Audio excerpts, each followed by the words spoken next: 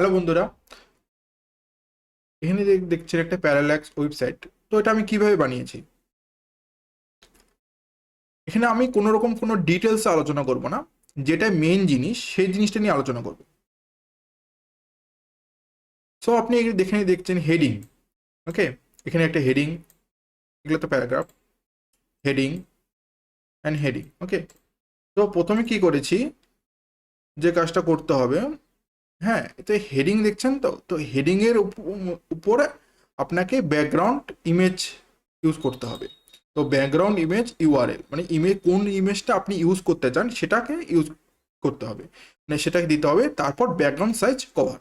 ওকে, দ্বিতীয় জিনিসটা কি, দ্বিতীয় এটা কি, যে হেডিংয়ের উপরই আপনাকে background clip text, webkit text fill colour transparent, background attachment fixed. তো এই 1 2 3 4 5টা প্রপার্টি আপনাকে, এটা হচ্ছে মেইন প্রপার্টি।